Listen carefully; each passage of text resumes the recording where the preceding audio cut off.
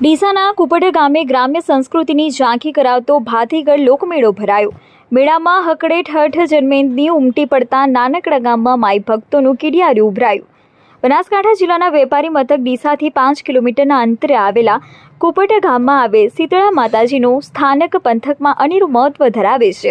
તેથી અહીં શ્રદ્ધાળુ ભાઈ બહેનો વર્ષ દરમિયાન સતત માતાજીની માનતા બાધા આખડી પૂરી કરવા આવતા હોય છે। પરંતુ ફાગણ વદ સાતમના ભરાયેલા મેળામાં મોટી સંખ્યામાં લોકો દૂર દૂરથી બાધા આખડી અને દર્શન કરવા આવતા કુપડ ગામ માનવ મહેરામણથી ઉભરાઈ ગયું હતું। કુપડ ગામમાં આવેલ શીતળા માતાજીનું મંદિર ઐતિહાસિક વારસો ધરાવે છે। અહીં માતાજી સાક્ષાત હાજર હોવાના દાખલાઓ અને ચમત્કારો રહેલા છે, જેથી સમગ્ર પંથકના લોકોને માતાજી પ્રત્યે ખૂબ જ શ્રદ્ધા અને આસ્થા રહેલી છે। સાથે ફાગણ વદ સાતમનો ભરાતો લોકમેળાની પણ આ પંથકમાં આગવી ઓળખ છે। મેળામાં ભજીયાના સ્ટોલ, સુંઘારના સ્ટોલ, સરબત કુલ્ફીના સ્ટોલ મોટા પ્રમાણમાં ગોઠવાયા હતા। આ ઉપરાંત મેળામાં શેરડીના ભારાઓનો ખડકલો થયો હતો। સાથે મનોરંજન માટે પણ મોટા મોટા ચકડોળો, નાના બાળકો માટેના વિવિધ રમતોના સાધનો પણ મેળાનું આકર્ષણનું કેન્દ્ર બન્યા હતા।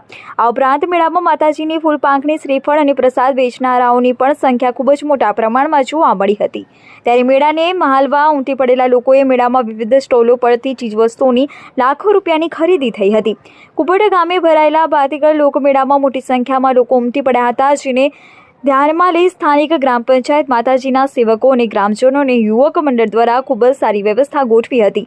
મેળામાં આવેલ ભાવિકોને લેસ માત્ર તકલીફ ન પડે તે માટે ગ્રામ પંચાયત સાથે યુવક મંડળ, માતાજીના સેવકો અને ગ્રામજનો દ્વારા પૂરતી વ્યવસ્થા કરવામાં આવી હતી અને મેળા દરમિયાન શાંતિ અને સુલહ જળવાઈ રહે તે માટે હોમગાર્ડ, જીઆરડી સહિત પોલીસ અને ગામના યુવક મંડળના સદસ્યોએ પણ સતત દેખરેખ રાખતા સુખરૂપ મેળો સંપન્ન કર્યો હતો।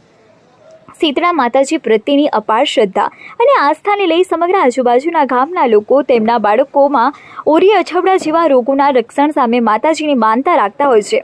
આ ઉપરાંત આંખોના રોગો તથા શરીરના અન્ય રોગોને લઈ આજના ટેકનોલોજી યુગમાં પણ માતાજીની અપાર શ્રદ્ધાને લઈ બાધાને માનતા રાખતા હોય છે। જે શીતળા સાતમને દિવસે માનતા પૂર્ણ કરવા માટે મોટી સંખ્યામાં માઈ ભક્તો માતાજીના મંદિરે આવતા દર્શનાર્થીઓની ભારે ભીડ જામી હતી। શીતળા માતાના મંદિરે મીઠું ધરાવવાની માન્યતા ખૂબ જ પ્રચલિત છે। વર્ષો પહેલાં શીતળા સાતમની ઉજવણી ડીસામાં પણ અનોખા અંદાજમાં થઈ હતી। શીતળા સાતમના એક દિવસ અગાઉ આવતા રાંધણછઠના તહેવારને દિવસે લોકો તેમના ઘરમાં રસોઈ બનાવતા અને શીતળા સાતમના દિવસે ચૂલા ઠંડા રાખી કુપડના મેળામાં જતા હતા। મેળામાં પહોંચ્યા બાદ શીતળા સાતમના દર્શન કરીને લોકો પિકનિક સ્વરૂપે વનભોજનનો આનંદ માણતા હતા। વર્ષોથી યોજાતા ભવ્ય લોકમેળાનો મહિમા આજે પણ અકબંધ જળવાઈ રહ્યો છે। આ વર્ષ મેળામાં આવતા દર્શનાર્થીઓ માટે સુંદર વ્યવસ્થા કરવામાં આવી હતી અને દરેક લોકોને માતાજીના દર્શન થાય તે માટે મહિલાઓ અને પુરુષોની અલગ અલગ લાઈન બનાવવામાં આવી હતી।